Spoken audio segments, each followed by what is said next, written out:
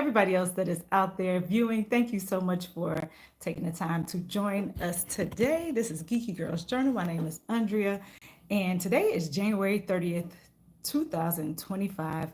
We are back talking about Genesis. We have been doing this study for the whole week, um, doing the study of Genesis and talking about Abraham and everything related to Abraham. So we're going to continue on with that topic today. We stopped at 15, 16 yesterday, and I know we've been jumping and kind of going ahead, but that's okay because, we just kind of addressed questions and concerns as we go along, and that's quite all right with me. So if you are back, thank you for coming in again. Share this out. Somebody else might want to learn more about Abraham. I know I definitely do. And we're going to go ahead and get started. We're going to be talking about Genesis 17 through 18. And again, it may go over into the next chapter, but that's fine. We're going to try to focus on 17 and 18 for now, though. So in 17 and 18, 17 more specifically, we're talking about the covenant that God made with Abraham. Well, Abram. It's not Abraham yet. We're talking about the covenant that he made, and the covenant is often referred to as the Abrahamic or Abrahamic. I'm not sure exactly how you pronounce it, but Abrahamic, I will guess, because his name is Abraham. So Abrahamic covenant. And in that covenant, God promised him land, he promised him descendants, and he promised him redemption and blessings. So those are some of the covenants that you will find in the Abrahamic covenant. You can find all those in Genesis 12, I believe. More specifically, Genesis 12, verse 1. For the promise of land, Genesis 12, verse 2, for the promise of descendants, and Genesis 12, verse 3, where he promises Abraham blessings and redemption. Okay, and I wrote a couple things down so that I could try to stay as focused as possible. We'll see how that goes. Hey, all, how are you? Good morning, good morning. Grand rising to you as well. So, um, 17. Maybe I'll just read it. I'll just read it. Oh, I wanted to share something with you all because I like timelines. Hey, from India, now Niraj, welcome in, welcome in. Thank you for coming in and letting us know where you are from. I love to see that we're reaching people in other countries. That is wonderful. That's wonderful. And thank you for coming in. Like, join the family if you like, or sit around and ask questions, find some things out with us and figure out if you like it here. If you do, then join us. If you don't, that's okay too. You just come back in when you want. So yeah, Genesis 17, you guys. So I was reading this the other day, and I like the way I was looking at some things and I tried to compile my notes, and it was pointed out some things, a timeline that I had never thought about. But I want to share that timeline with you all. Maybe I'll read first and then kind of share the timeline as we go along to make it make sense. So if you see me looking over, I'm trying to look at my notes to make sure that I at least cover those things I wanted to address today in this live. So we'll start at Genesis 17, verse 1. Genesis, verse 1, chapter 17. So this is talking about the covenant of circumcision. So somebody brought that up about circumcision the other day. Hi, lock them down. How you doing? Thank you for coming in. So somebody brought up circumcision the other day, and I was like, yeah, it's going to come a little bit later. So today is the day that we're talking about circumcision. So let's just read it. The covenant of circumcision. When Abraham was 99 years old, wow, almost 100 years old, you all. When he was 99 years old, the Lord appeared to him and said, I am God Almighty. I feel like I might want to do the messenger because it's, like I said, a little bit more concise. It's not as wordy. So right now I'm reading NIV. Then I will make my covenant between me and you, and I will greatly increase your numbers. Now remember, a couple chapters ahead, before Genesis 17, God promised Abraham descendants, and he was saying how his descendants were going to be so vast that he could not even count the amount of descendants he would have. He told him, look up at the stars in the sky, and can you count them? No, you can't count them. So he was like, as many stars in the sky as you see, that's how many descendants you'll have. And we see later on, as Genesis progresses, going from chapter to chapter, that he is going to be blessed with so many descendants, right? Because Abraham is the father. What the son we call Father Abraham had many sons. So Father Abraham got that name because he became the father of many nations because he had so many descendants, right? So hey, Bud Files, how are you? Good morning, good morning. Thanks for coming in. So that's what they're talking about right there. Abraham, I keep saying Abraham because it's a habit. He was not Abraham yet. We're in Genesis 17. Abram is still his name because God had not yet changed his name to Abraham. So we're going to get there though. Abram, Genesis 17, verse 3. Abram fell face down and God said to him, "As for me, this is my covenant with you." And remember, a covenant is a promise. And there are two different covenants. I forgot. One is beneficial. Let me Google it so I can tell you the proper. Let me see what are the different. I know it's covenants. I think it's two. Yeah, what are the different covenants in the Bible? I thought one was beneficial where you really didn't have to do anything. Let me see. Okay, conditional and unconditional. That's what it is. Conditional covenant. So it says these are the covenant types. There are two. Well, actually, it says several. The Bible includes several covenants, including Noahic. Okay, they're talking about the different covenants that God made with the people. Good morning, Mama. They're talking about the different covenants God made with people because he made covenants with people other than Abraham. He also made them with Noah and David, and we had new covenants. So the different covenant types is what I wanted to tell you about. And good morning, Garden Inspiration. How are you? Thank you for coming in. So the two covenant types is conditional covenant, where each party promises to uphold certain terms or the covenant is broken. That means both parties have to do what they said they're going to do, or the covenant is just done with. Like it can't stand. Or you will have unconditional covenant, where the covenant cannot be broken. And also, I thought I was reading about, I know it also said the covenant, like where one party doesn't have to do anything. Like in the cases a lot of time with God, he's the one that's doing the things, and the person just, they're benefiting from the covenant that God made with them. And I thought it was called beneficial. Maybe I just, my memory is not serving me well, but I want to Google it and see if there's a certain thing as beneficial covenant. So I thought it was beneficial covenant. Okay, no, I'm thinking about something else. Okay, so we're just going to go with conditional and unconditional because that's what it has right here. Hello, Frugal Mama. Good morning. Good morning. How are you? Good morning. So this is what I was interested in while I was reading Genesis 17. While I was reading Genesis 17, it says, let me continue to read because I think I'm going to jump ahead if I tell you all the information that I wrote down in my notes. So, here we are. Here we go, you guys. Here comes one of the parts that you've been waiting for. Then I'll make a covenant between me and you and will greatly increase your number. So he's talking about his descendants right there. And then in verse 3, Abram fell face down and God said to him, "As for me, this is my covenant with you. You will be the father of many nations. No longer will you be called Abram." This is where he changes his name to Abraham. So those of you who know him as Abraham, he was Abram at first. God changed it to Abraham. And it says, "Your name will be Abram, for I have made you a father of many nations. I will make you very fruitful." So right here, he's reminding him, because remember before he told him he's going to give him these descendants. So it seems like he keeps kind of reminding him, "I will make you very fruitful. I will make nations of you, and kings will come from you. I will establish my covenant as an everlasting covenant between me and you and your descendants after you for the generations to come, to be your God and the God of your descendants after you." So he's telling them, hey, I'm going to be not only be your God, but I'm going to be the descendants are also going to look at me as their God, right? They're going to honor me as their God.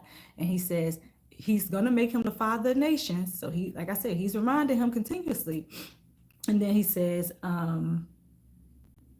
the whole land of Canaan, where you now reside as a foreigner, I will give as an everlasting possession to you and your descendants after you, and I will be their God. So that's a promise that, man, I'm sure that excited Abram.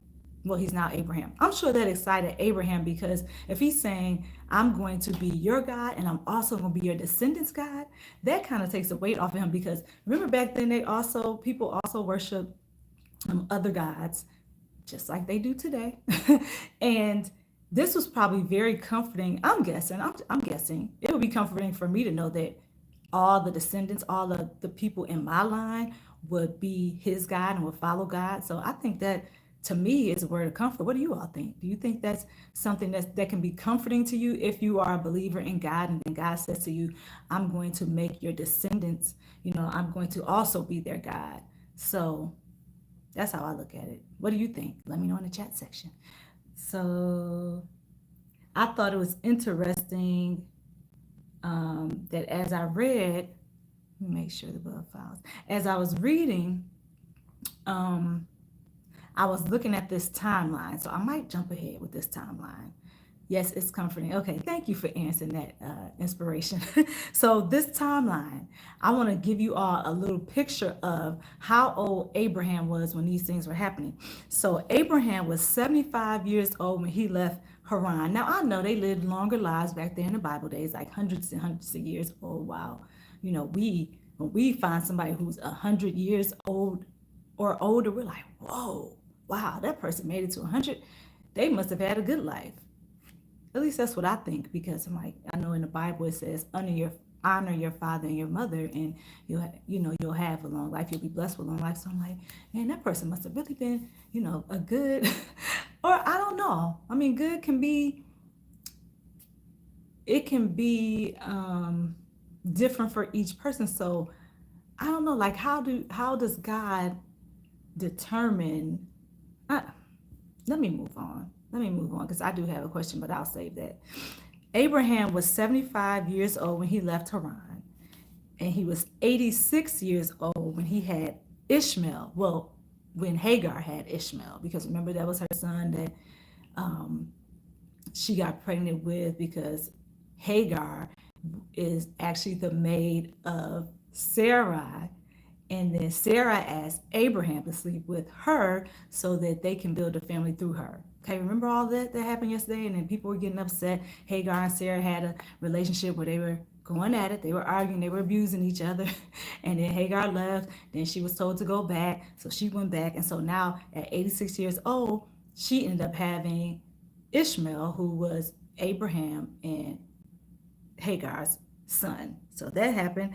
And then the next thing is that Abraham waited 25 years for the promise of God to be fulfilled, to give a son through Sarah. So about 25 years from the time that God told him he was going to have that son, then to the time that he actually had his son Isaac with his wife Sarah. So I don't know, for me, that kind of put things into perspective, because sometimes when God tells us something is going to happen, or he promises us something, and then we think it's going to happen instantly, like right now, right away. But this it's good to see this example in the Bible and how long the time span really was, because 25 years is a long time. It may feel like a long time to wait, right? Am I the only person that thinks that? Does it seem like 25 years is a long time to wait? Let me make a survey. Let me see. And I'll just ask you the question, but then I'll make a survey. Is 25 years a long time to wait? Do you feel like it's a long time to wait if God promises you something? So what the question is. I'll just put up here in the poll, yes or no. Is 25 years a long time? Yes, a long time to wait.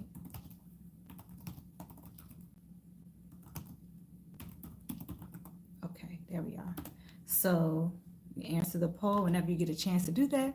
Yes, it's comforting. Yes, so I keep forgetting that my filter, my chat is on top. Okay, so yeah, I'm just curious to know because for me, when I think about 25 years, a lot can happen in 25 years. So if God says something to you 25 years ago and you're waiting and you're getting older and older, which we can see that they were actually thinking about this because a couple times they said in there, hey, we're getting old, and that was one of the reasons why Sarah wanted Hagar to have a child with Abraham because she was like, I'm getting old. I'm an old lady, and my husband, he's even older. So they wanted that time to speed up. And Mr. Terry said, it depends on what I'm waiting for. It depends on what you're waiting for. So one way we can look at this is that, yes, they did wait for those about 25 years. We're going to say some around 25 years. They were waiting in that time for that promise to come to pass. But in that 25 years, I would imagine that Abraham and Sarah were both, building their faith and doing things that would kind of sustain them in the meantime and remind them of the promise of God. Maybe they just had to recall that he said it all the time. Maybe they just kept reminding each other, or maybe Abram, just kind of drew from what God told him and said, okay, I know God told me this is going to happen. If he believed in him, he knew eventually it would happen. Now, this is another good example of things happening in God's timing, not ours. Because for me, I would be like, woo, 25 years is a long time. So say somebody's 25 years old, now they're 50. That's a lot of time in between for us, some of us. For some of us, I'm not going to speak for everybody. For some of us, but maybe somebody's like Mr. Terry and says, well, it depends on what I'm waiting for. 25 years might not be that long. But you can also look at it as 25 years being that time in which you can grow, right? And God can change things in your life and he can prepare you for those things to come. So if we look at it in that way, you might need 25 years to grow, right? You might need 25 years to get prepared for whatever that thing that God is calling you to. So that's a word stop right there. So also in this 25-year period, it might have even seemed to Abraham that God forgot about him. But we know that God didn't because you'll see in Genesis and as you continue to read that God does those things that he promises to Abraham. He just does it in his time. He does it in his time. And I was reading somewhere where it said there was a 13-year period. I'm trying to remember what it was 13 years between the time that God had spoke to Abraham and then had spoken to him again. So it was a little lapse in time where he hadn't, talked to God. So within that time frame, I would imagine that, he had to stay prayed up. He had to continue to have faith and he had to trust that God was going to do what he said he was going to do because he hadn't had that interaction that he had the 13 years prior. So we talked about the different covenants, which were God's promises to Abraham to have the descendants, to the promise of land, and a promise of redemption and blessings. So that's 17, and I don't want to miss anything in chapter 17. Okay, we're 18 minutes in. Good things come to he who waits. Yep, good things come to those who wait. So I don't know. I'm thinking 25 years is a long time, but if you got to wait 25 years, if that's the time frame that God wants you to wait, then it's not for nothing. I think that he must be building you up for something within that 25-year span because that, like I said, that to me, that's a long time, but also I'm human. What do I know? God knows best. So you just have to trust in God and trust that he knows what he's doing. Basically, we're not God. He knows best. So we just have to trust him. That's where trust and faith come in. It's a long time to wait, but we must remember it will happen in God's time and not ours. It's all about having trust and faith and believing in God. Yes, I like that. How can I pin it? Pin. In 17, it's talking about the circumcision. So I'll read that just so that you know. The circumcision, if you did not know, was a way for God to, I'll read it. I'm not gonna paraphrase this time. I'll just read it. So we'll go down to verse um, okay. So I lost connection. I'm just turning the Wi-Fi off. I'll go with the mobile data. Hopefully that helps. Of course. Of course it happens. That's the downfall sometimes of relying on internet connection. So Genesis 17, verse 10. This is my covenant with you and your descendants after you, the covenant you are to keep. Every male among you shall be circumcised. I feel like I read that wrong. This is my covenant with you and your descendants after you. This is his covenant with him and the descendants after you. The covenant you are to keep. Every male among you shall be circumcised. You are to undergo circumcision, and it will be specific, isn't it? And I was reading some years ago where, oh, and I wish I could, saying how it had health benefits, and there was some type of correlation between the 8 days, like why there was an 8 day, and it said that the guys had to have it done within a certain amount of time. So now that I'm reading it, when it says it must be done when they're 8 days old, I wonder if that still stands today. Like if you have to be 8 days old, or if it could be the day after, 2 days, 3 days, whatever. I can see and hear you clearly, no lag, no echo. Good. Thank you, Mr. Terry.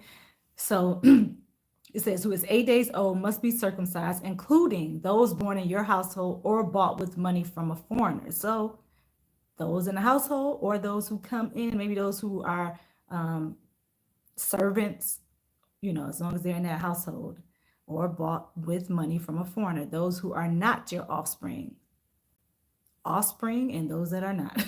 Whether born in your household or bought with your money, they must be circumcised. That's kind of saying everybody around him. My covenant in your flesh is to be an everlasting covenant. Any uncircumcised male who has not been circumcised in the flesh will be cut off from his people. He has broken my covenant. Ooh, does that seem a little heavy? That seems real specific to me. Sounds like God is telling him exactly how he wants it done. He said, those cut off.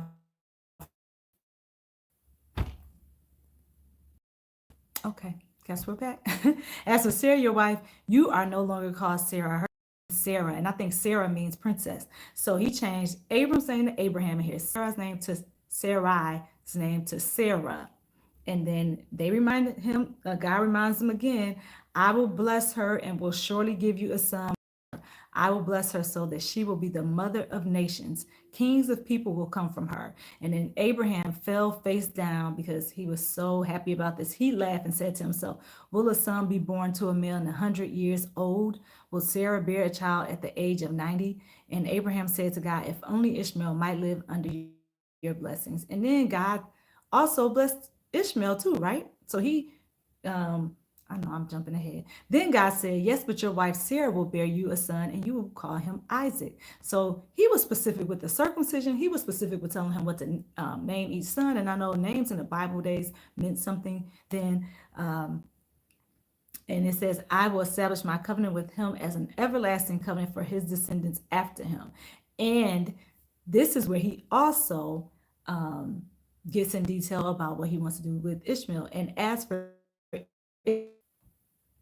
yeah, it's almost as if I'm not supposed to get this out. Maybe that's why it's so difficult today for me as well. And I keep getting reconnected by the internet. It's in and out. Not sure. But glad you all are still hanging on in here. So he tells him he's going to make him fruitful and he's going to increase his numbers as well. So God told Abraham that his descendants were going to be so many he couldn't count. But then he gave his sons, he said the same thing about his sons, didn't he? Because he just said he's going to make them fruitful and greatly increase his numbers. And he said the same thing about Isaac. Hello, beautiful. I'm here in the bushes. I was just diagnosed. Oh, I'm sorry to hear that. I'll be praying for you, Latoya. Okay, how are you? Are you all right? How are you feeling today?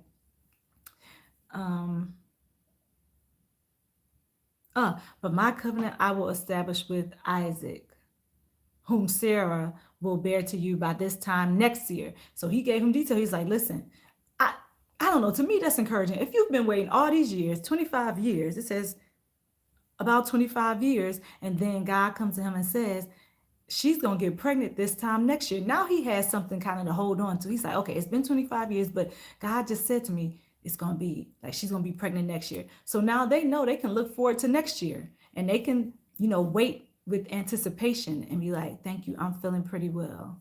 Good. I'm glad to hear that. I'm glad to hear that, Latoya. Thank you for coming in and hanging out with us despite being diagnosed. I don't know. Only thing I can do is just pray that God gives you peace and be with you during this time. When you're dealing with it. I don't really know. I don't know the details of what ALS. Uh, I don't know what symptoms and what you're faced with, but God knows, and God's gonna walk through it with you. Satan doesn't want God's word to go. I know that's exactly what it is because this has reconnected and connected at least twice already, and I just sit here and wait. Just sit here and wait. So I'm gonna continue. Even if it keeps going in and out, I'm gonna still say what's in the Bible. So um yeah, he establishes the covenant with Abraham and with Isaac, tells him what's going to happen, his promises with his two sons, Ishmael and Isaac.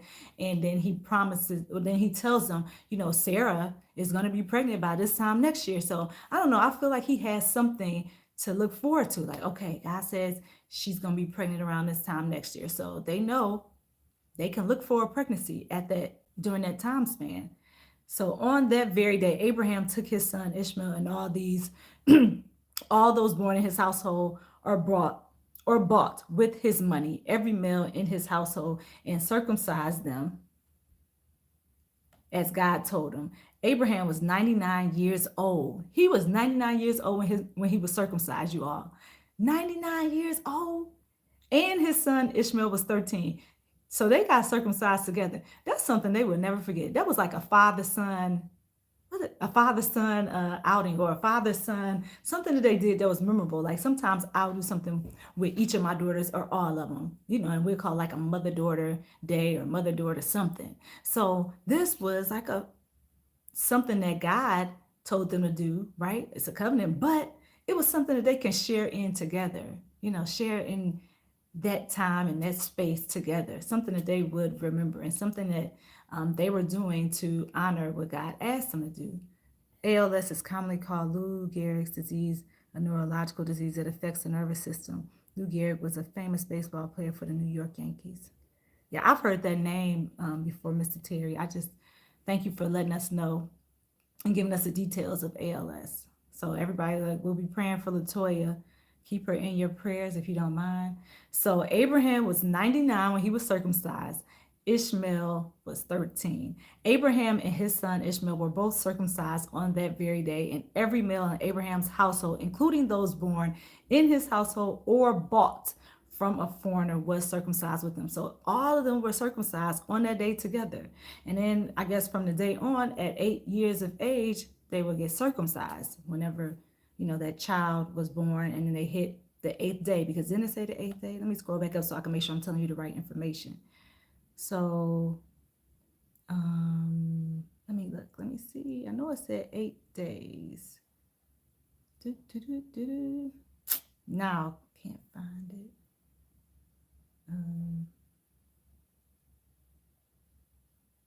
Yeah. So in verse 12, for the generations to come, every male among you who is 8 days old must be circumcised. So that day, they all got circumcised together. You 99-year-olds, 13-year-olds, whatever the age was, they all got circumcised together. The thing I like about that was the circumcision is a reminder to them what God promised. So those who were circumcised, they had a physical reminder. That's the best way to say it. They had a physical reminder of God's promise, so they wouldn't forget. Just like the spring, was it a spring that Hagar, I'm trying to remember the name of the place where Hagar went when she got upset and left the house and went, and then there was something called God sees me or God knows me, remember? So that's a physical reminder for her. Just like the circumcision is a physical reminder for the males who got circumcised of God's promise. So if you're circumcised, that's a reminder to you A father and son bonding moment. Yep, absolutely. That's what it was. A father and son moment. Pete Pablo, hey, how are you? Good to see you. I'm glad I'm anointed. All right, so tell us more about that Petey Pablo, 1999. Petey Pablo, I remember that name. Was that a rapper or? Okay, I don't want to get off track because we had 31 minutes already. Okay, so the next, oh, good, we almost halfway there. So 17, any questions with Genesis 17? That was it. It was talking about the name changes. God changed Abram's name to Abraham, Sarah's name to Sarah. He reminded them that he reminded them of the promise that he gave them that they would have a son. And now he made it even sweeter by saying, this time next year, you're going to be pregnant. I know they were like, ooh, because now they got a time frame, right? They have something to look forward to. A year, that's not that long away. A year passes just like that. So a year, and then, everybody when they got circumcised. And then from this moment on, those who are 8 days old will be circumcised, right? And if you're not, then they already know that that person is not a part of the special group of circumcised men. Is that a good way to say it? You get what I'm saying. You get my drift. So now we're going to go on to Genesis 18. So it looks like Genesis 17 was just a good reminder, talking about the covenants. We covered that. 18 is now, okay, this is what I want to ask you all. Let me read it first, then I'll ask you all. But in Genesis 18, you know that Abraham has 3 visitors that come. And I know it's been debated, but I was sitting here actually, when I was reading this in the Bible, it seems like it's clear to me. But I want to ask you all if it's clear. So I know the only way I can ask you all if this is clear, the question I'm about to ask you, is to read it first and then ask you, because some of you just might not have your Bibles handy. You might be using your cell phone, which is where your Bible app is. So I'll just read it to you. I'm gonna switch it to Genesis. Maybe I'll switch it to the Messenger so I can read it faster, because the NIV has a little bit more detail. No, we'll just read it NIV. We'll read the NIV. I'll just read it. If I'm reading too fast, let me know. But I'm gonna try to read it fast because I know we got to get it. Thank you, Mr. Terry. Yeah, chapter 17. So Genesis 18. Now, Mr. Terry just put Genesis 18. People can read Genesis 18 and know exactly what we're talking about.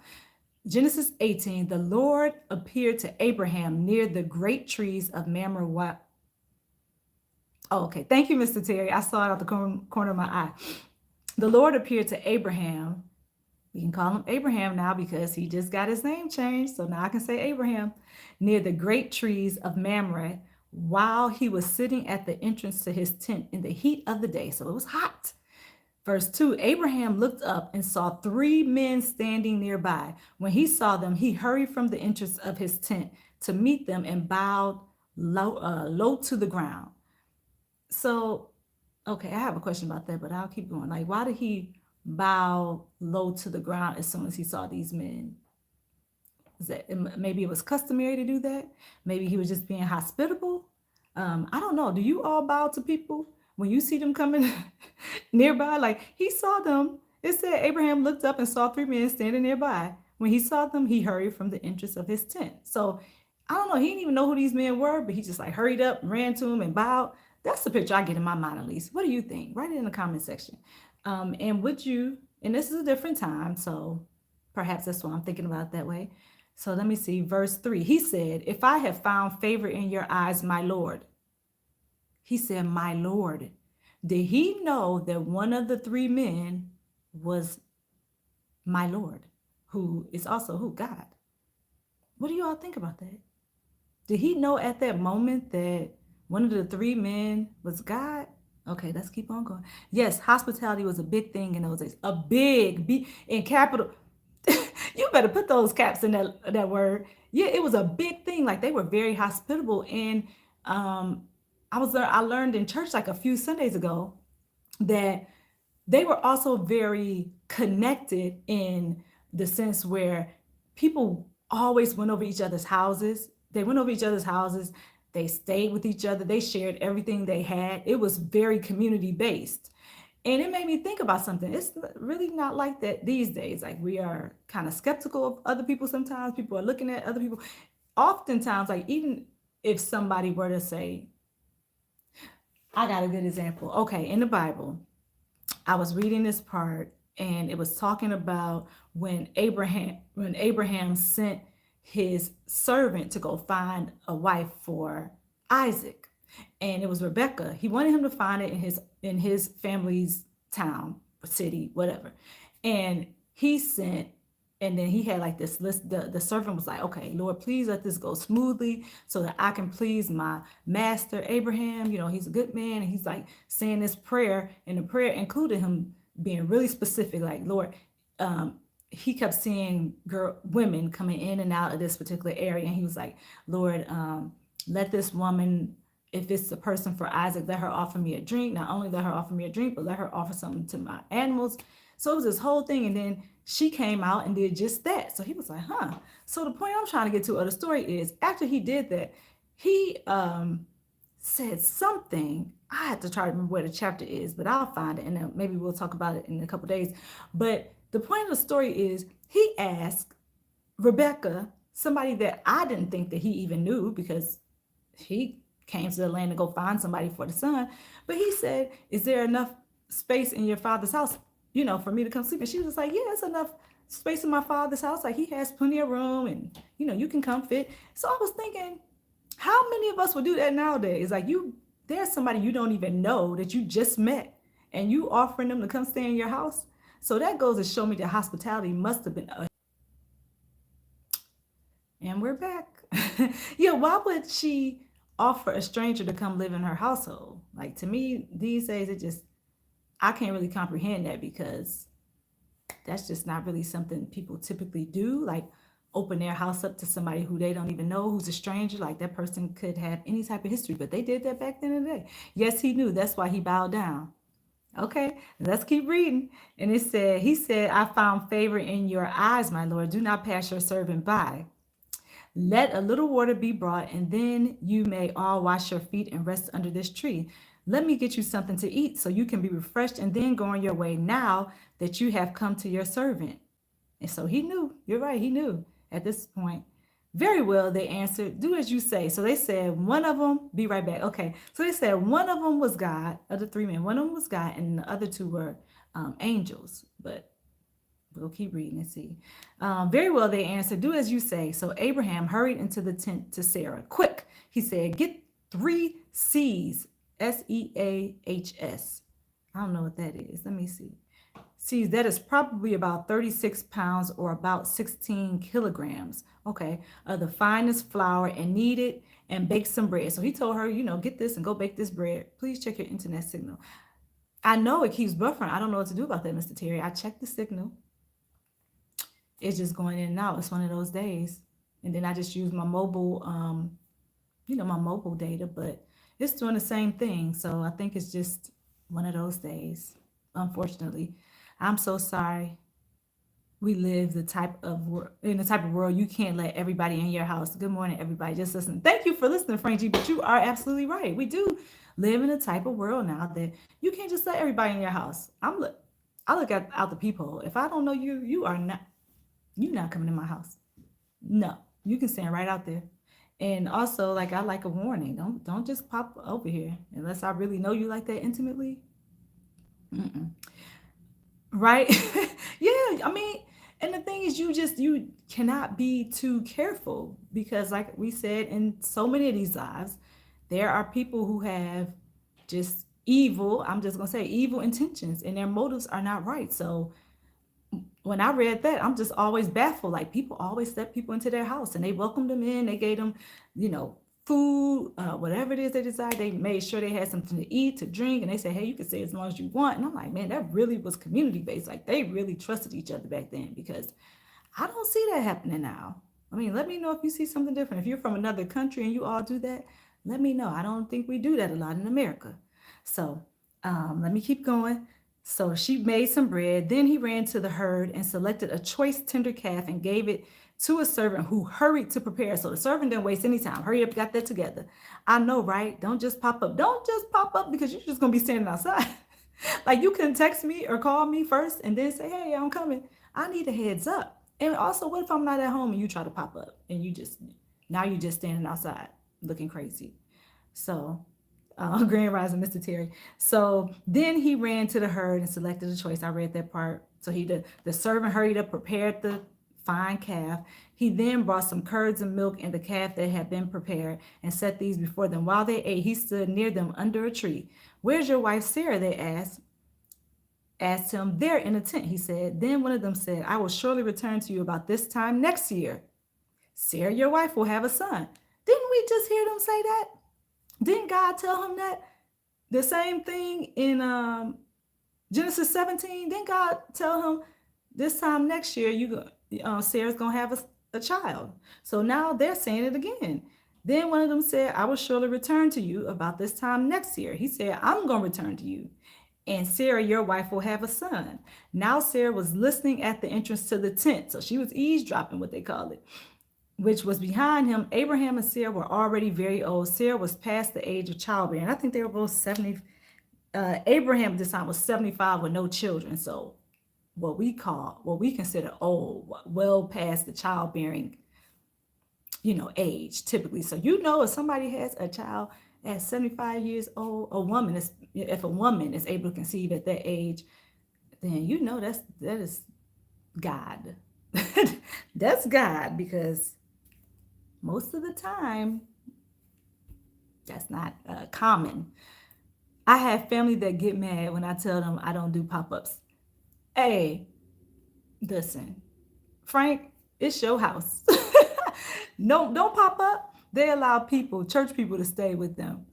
They allow church people. So they allow church people because they trusted these church people, but also they also allow strangers, because that's it. The guy didn't know when I was reading it. I think it was around chapter between 23 and 30. I was somewhere in it last night. And he didn't know Rebecca, but she invited him over to her father's house. And I don't know if she knew or if he knew that they were church people, because they didn't even know each other. But maybe, like, I don't know. I believe at that point is when he knew who they were. Yeah, I do too, inspiration. I'm pretty sure he did, because he said, Lord, and he was giving them the fine calf, and they hurried, prepared everything. They made the bread when we were younger. Oh, okay. They don't do it now due to the way things are. All right, now see, okay, now that makes sense. Yeah, back in the day, like before the 90s, maybe like 60s, 70s, 80s, maybe that time period, people allowed members of the church, like if they had, okay, so that makes sense. If they were a part of Church of God in Christ, or in a Baptist church, or whatever the denomination was, right? Then they allowed church people to come stay with them, because maybe they were hosting. Maybe a preacher was coming from another state and didn't have a hotel room to stay in. Nobody put them up, like you do now. People put people up in hotels, and they give them allowances and all types of stuff so that they can come and give the message at the church, or to give the sermon at the church service. So maybe back then they didn't do that. They just hey, we'll allow him to sleep at our house for the time frame that he's here or she is here, and that way they can be made comfortable in this situation, and then go to church on that Sunday and preach the message. So yeah, and Frank said right, so true. Frank said right, so true. The modern name for eavesdropping is called ear hustling.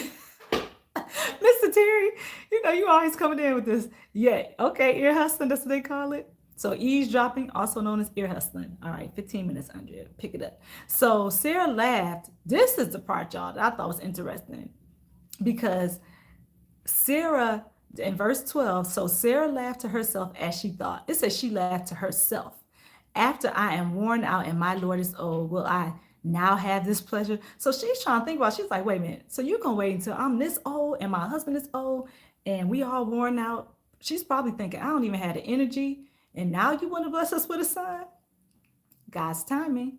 Perhaps God knew that in their old age, they will offer Isaac things that he couldn't have gotten from them when they were in like their 40s, 50s, 20s, whatever. So they should be, have a wealth of experience and knowledge and things like that. So they can look at it in that way. Yeah, you're old, but you have something to offer. You might not have the energy that you possessed when you were in your 30s, but you have wisdom, should have wisdom. You have knowledge, you have experience that you can share. That's why I think grandparents are so important to our kids, because as parents, you can you can do so much. Like you can discipline your child, you can try to teach them, you can show them all the ways, but it's just something special that grandparents bring and those people that are a little older bring to your children. Like their perspective is unmatched, you know. So I just want to throw that out there because they're older. So they could give him something that a 20-year-old couldn't, right? Just like a 20-year-old could give them something that the 75-year-old couldn't. Like they have energy. So anyway, right, so true. So let me keep going. So she's laughing to herself. Well, I had this pleasure. Then the Lord said to Abraham, why did Sarah laugh and say, will I really have a child now that I am old? Is anything too hard for God? Is anything too hard for the Lord? I almost said, is anything too hard for God? I want to read what the scripture says. Is anything too hard for the Lord? So he's like, wait a minute, why does she laugh? Did she forget who I am and what I can do? Is anything too hard for God? And we all know that nothing is impossible for God. Nothing, right? Things can be impossible for us, but things are not impossible for God. And through God, when we are weak, he is strong. So he makes us strong. He gives us strength to be able to go through those things. Maybe she felt like she ain't had the strength. Definitely didn't have the energy. So what? God, I'm sure, had to give her the strength and the energy because, oh Lord, I can only imagine being that age and having a child, a small child. You wait till that child got into the toddler ages and he was running all around. They probably couldn't even keep up. Maybe the servants, maybe the servants had to keep up with him because they had servants. So maybe the servants were able to like run after Isaac and Ishmael because I know they probably didn't have the energy. I don't know. What do you all think? Do y'all think they had the energy to keep up with these children? Let me see what the poll says. Okay, it's 25 years a long time to wait for God's promise. 50% said yes, 50% said no. We halfway, half and half. All right, I can end that poll just in case I have another question. Actually, I'll leave it there unless I have another question. So, yeah, I don't know. She said, I'm a little old now, Jesus. Is that what we want to do? Okay, so let's keep going. I'm a little old, Lord. So he said, I will return to you at the appointed time next year, and Sarah will have a son. I read that part. Let me go down. I think I was at. Okay, I didn't. So Sarah laughed to herself as she thought, after I am worn out and my Lord is old. She called her husband my Lord. Back then, they called their husband my Lord and they honored them with language like that. So if you want to start calling your husband your Lord, if you want to do that, go right ahead. Looks like it's appropriate. And you work that out in your household. I'm just joking, y'all, but really, she called her husband my Lord. Is anything too hard for the Lord? And she said, I will return to you at the appointed time next year, and Sarah will have a son. Sarah was afraid, so she lied and said, I did not laugh. She definitely lied because she definitely said in the verse ahead, verse 12, she laughed to herself as she thought. Well, she laughed to herself. Maybe she thought nobody heard her. So it said she lied and she said, I did not laugh. And then he said, yes, you did. So he's like, yes, you did laugh. I heard you. You did laugh. And she lied. She's like, no, I didn't. He said, yes, you did. Okay.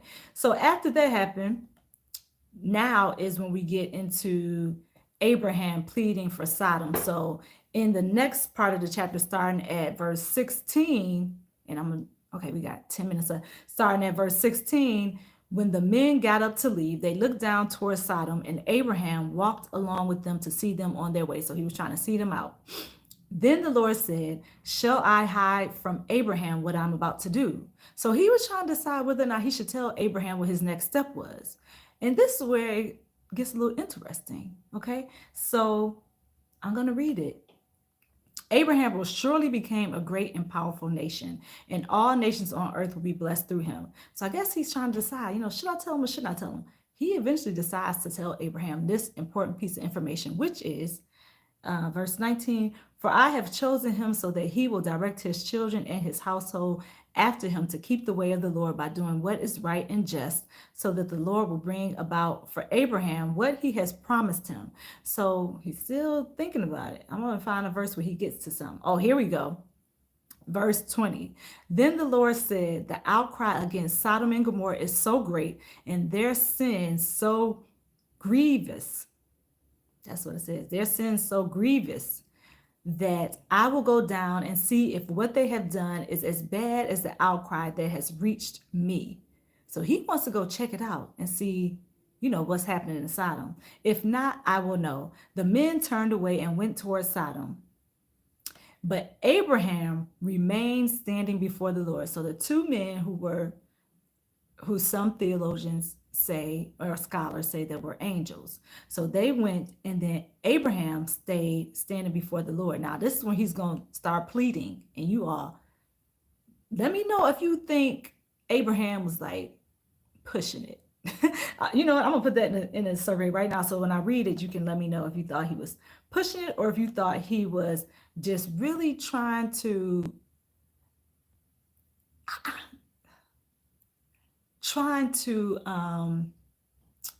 look out for the people. Let's see what Mr. Terry said. Okay, so there's the poll, you all. It says 55% of you said no, 25 years is not a long wait for God's promise. 44% of you said yes. So I'm ending that poll, and we're going to do a new poll because I have a question. After I read this, I do have a question for you all. So it said the men turned away. Abraham stayed with him. Then in verse 23, then Abraham approached him and said, will you sweep away the righteous with the wicked? So he's concerned about all these people that are going to just be clumped together, right? Because God is like, they're evil, they're wicked. I'm about to do something. And I'm letting you know, Abraham. So Abraham is trying to plead with him. So this is where he starts pleading, and starts trying to ask God. You're going to see, I'll just read it. Will you step away? Will you sweep away the righteous with the wicked? What if there are 50 righteous people in the city? Will you really sweep it away and not spare? I want to read the Messenger Bible. I want to amplify. I think the Messenger one is, like I said, a little bit more straightforward. Okay, let me go down. Where was I? So this is a Messenger. I switched from the NIV to the Messenger because you're going to get a real good understanding of it this way. Okay. Oh, I need to jump back to 17 and 19 because I want to read this for you all. I know I read it in NIV, but if you listen to it in this translation, it summarizes it a little bit better. Then God says, shall I keep back from Abraham what I'm about to do? Abraham is going to become a large and strong nation. All the nations of the world are going to find themselves blessed through him. So he's talking about that covenant he made with him, that promise. They're going to be blessed through him. But I also think he might have told Abraham what he's about to tell him, because he's like, if he's going to be this large and strong nation and the father of these nations, maybe he needs to know this information. So maybe that's why the Lord decided to tell him what he's about to tell him. Okay, so I just wanted to read that so you all would know. Yes, I've settled on him as the one to train his children and future family to observe God's way of life. Live kindly and generously and fairly so that God can complete in Abraham what he promised him. So then God continues, the cries of the victims in Sodom and Gomorrah are deafening. The sin of those cities is immense. So he's like, it's just a lot. They are doing a lot and they're doing too much at the same time. I'm going down to see for myself, see if what they're doing is as bad as it sounds. Then I'll know. So he wanted to go check things out for himself. Verse 22, the men set out for Sodom, but Abram stood in God's path, blocking his way. So he wanted to like block him and plead. So he was really serious about this. Abraham confronted him. Are you serious? I don't know. That translation is crazy because would you really say to God, are you serious? I don't think so. You might be like, Lord, can we have a chit chat? Lord, can we talk for a second, please? So he said, are you planning on getting rid of the good people right along with the bad? Hello, Latanya. How you doing this morning? He said, are you serious? Are you planning on getting rid of the good people right along with the bad? What if there are 50 decent people? She said, hello, everyone. What if there are 50 decent people left in the city? Will you lump the good with the bad and get rid of the lot? So he's concerned, like, Lord, are you going to put the good people with the bad people too and get rid of them? Or are you just going to do just the bad ones and keep the good? So he keeps pleading with him, you all. He even drops down. I'm going to read it so you'll see. So he asked for 50 at first. Then he said, wouldn't you spare the city for the sake of those 50 innocent? So he's like, Lord, would you spare the city if you find 50 innocent ones? Like the ones that are good and not being bad, not doing bad things, not being sinful. and not, honoring you as their God or whatever. Just would you lump them all together? So then he says, I can't believe you do that. Kill, off the good and the bad alike, as if there were no difference between them. Doesn't the judge of all the earth judge with justice? So it looks like he is pleading, but he's also like kind of putting it in God's face. Like, can you look at this? Would you really do away with people who are doing good just because of the bad ones? Like, would you really do that? So he continues to plead, and he says, in verse, let's see, 26, God said, if I find 50 decent people in the city of Sodom, I'll spare the place just for them. So he says, okay, I'm going to spare them if I find 50 people. That wasn't good enough for Abraham, right? Because he's still trying to plead on behalf of the people. So he said, okay, Abraham came back. Do I, a mere mortal made from a handful of dirt, because we made from dirt, he said, dare open my mouth again to my master? So he's like, okay, I know I'm treading on they're nice when I ask you this, but I just want to ask you again. He asked for 50 the first time. Now he's like, okay, I know I'm a mere mortal. I'm made of dirt. And I dare open my mouth again to my master, but what if the 50 falls short by 5? Would you destroy the city because of those missing 5? So he's like, would you do it for 45? Okay, so he keep dropping. He's decreasing the number. He said 50 first. Now he said, would you do it? Would you destroy the city because of those missing 5? He said, I won't destroy it if there are 45. So he said, okay, I'm not going to destroy it if I find 45 righteous people. So then Abraham spoke again, as if that wasn't enough. Now he spoke again. What if you only find 40? And then Abraham asked him, what if you only find 40? Neither will I destroy it for 40. So he said, I'm not going to destroy it if I find 40. So he said, okay, master, please don't be irritated with me. Because at this moment, like he went from 50 to 45, then to 40. You see, he keeps on decreasing the numbers. And he's like, okay, master, I know you might, please just don't be irritated with me. I'm really just asking on behalf of the people. So he's like, the people's people, right? He's like trying to look out for everybody else in this instance. But what if only 30 are found? He went from 50 to 30 and he was dropping down by 5s. Lord, what if you only find 30? And he says, okay. He pushed on. I know I'm trying your patience, master, but what about for 20? That man dropped all the way down to 20. He went from 50 to 20. That's 30. That's a difference of 30, right? So he dropped down to 20 and then master, but how about 20? I won't destroy it for 20. So at this time, he said, okay, I'm not going to destroy it for 50. I won't destroy it for 45. I won't destroy it for 40. I won't destroy it for 30. I won't destroy it for 20. So Abraham wouldn't quit. This is in verse 32. If you can read and check it out for yourself. Verse 32, he wouldn't quit. Don't get angry, master.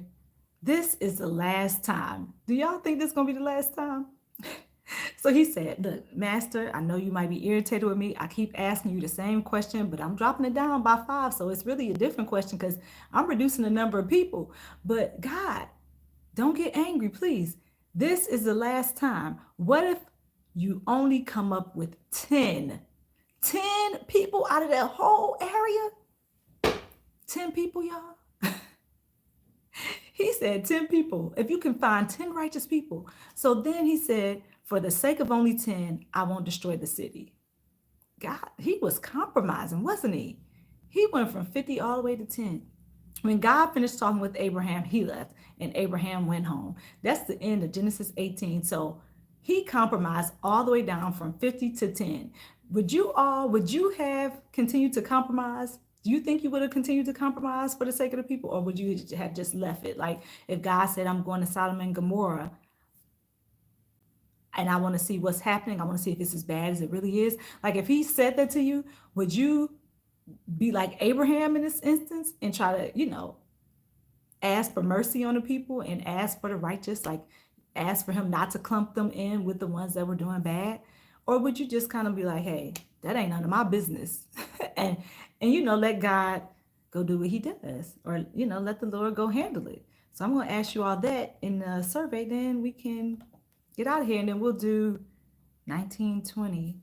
I almost feel like fast tracking it because it's some points we might hit 19, 20, 21 tomorrow, but we'll see. I'll put it in the title. I'm going to read through it and see how best I can split it up. And then when you all see it in the title, you'll know. But if you want to do your homework tonight, if you want to do your homework, just start reading 19.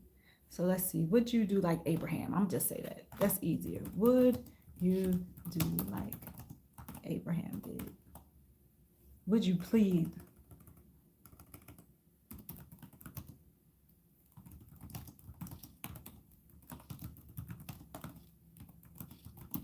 All right, and then answer that question, please. And then we're out. We're out after this. So the question is, would you plead with the Lord like Abraham did? And that's a simple yes or no. I'm gonna tell you all. I'm trying to think of what I would do. Um, I might have, because I feel like if I had his attention, maybe I would have. And I wonder like what made him plead. Do you think it's because his nephew was there before, so maybe he had some relationships with some people inside him, or maybe he just had a heart for that part of the land. I don't know. Why do you think he pled on their behalf? Yes, if my family was there, I would plead on their behalf. That's funny. We use the same words. I would plead on their behalf. I believe one reason for Abraham trying to negotiate was because Lot, his nephew, was inside him, so he probably was concerned for him. Yeah, I agree with that. I think so too. He had to, because why else would he? I mean, he could have. I was about to say, why else would he have, played like that? But he could have just been like, oh God, don't get rid of everybody. Just can you please, consider some of those who are doing good. But yeah, I think is he probably had connections there, and he was looking out for his nephew who was still there. And he was probably concerned about his family, like, Lord, please, if you find somebody that's righteous, can you please let him go? He was serious. Yes, he was, Latanya. He was serious about pleading. And he's like, wait, the other two men left who are said to be angels, and some theologians say that. So they left, but he was like, hey, let me block God, and let me have this conversation with him. He wanted to get some things off his chest. It also shows us just how wicked the people were. They're not even 10 people. Yes, that's all in my notes, Garden. Yes, that shows you how wicked. If he had to go all the way down to 10, that's what I was like, 10 people? That is not a lot of people, you all, considering how many people probably lived in that land. I don't know what the number is, but I know it had to be more than 10, 50 people that lived there. So considering he had to bring that number all the way down, that does show you just how wicked it was. So let's see what the poll says so far. And so you all say yes. Yep. You would plead with the Lord like Abraham did. 100% of you say yes, you would. That was 5 votes. Some of y'all didn't vote, but that's all right, because I think I know. It also shows, yeah, I read that. So you all, any questions about Genesis 17 and 18, anything that I did not answer, because I know we're at the hour mark right now, so I want to get you all out because you already gave me an hour of your time. Any questions, comments, concerns, any last thoughts that you want to put in the comment section that I didn't answer or that I didn't mention, and you just like, oh, I just want to get this off my chest. I've been thinking about this the whole time doing this live and I didn't get to say it, or you just thought about it. Whatever the situation is, go ahead, put it in the comment section. I'll try to address that, and then that's the end of this one. Then we're going to do 19. Let me look ahead to see what 19 is, because I've gotten so far in Genesis, I have to backtrack to try to reread the chapters so that we can do this during the day, because I forget sometimes what was in each chapter. The 2 angels arrived. Okay, yeah, so he's going to Sodom and Gomorrah in 19. That's going to be a good conversation tomorrow. Oh, wait a minute. Tomorrow is Thursday. Tomorrow is, I may not be able to do this tomorrow, but if you all don't see a message on the community tab, that means I am going to be doing this. And if you see the title up and the video up, I'm definitely doing it. But Sodom and Gomorrah tomorrow, that's going to be good. I already know Sodom and Gomorrah, that's 19 and 20, that's something to talk about. So we'll do Sodom and Gomorrah tomorrow, 19 and 20. And if you all don't have any questions, comments, concerns, we're just going to end. Please listen to the Gospel Son, Handwriting on the Wall, the Sensational Nightingales. He talks about the cities of Sodom and Gomorrah. Okay, thank you for that information, Mr. Terry. Hey, official, Good morning to you. And that's it, you all. Thank you all for coming in. I really appreciate your time. Um, I know we had a lot of interruptions with the connection today. Sorry about that. I couldn't even do anything about it. I tried and tried, but sometimes that happens. And I've learned not to get upset about it. I just kind of go along with the flow. But we're going to talk about Sodom and Gomorrah tomorrow. So get ready, get ready. Um, Chapter 19 and chapter 20. And if we go beyond that point, we'll just do it. But we'll find out tomorrow. So you all, if you want to read ahead, read chapter 19 and 20 and come in with your brilliant questions and your wonderful observations and your grand comments. And then we're going to talk about it. We'll talk about it tomorrow. So see you tomorrow, 10 a.m. Geeky Girls Journal. I'm Andrea. Have a great rest of your day. See you tomorrow.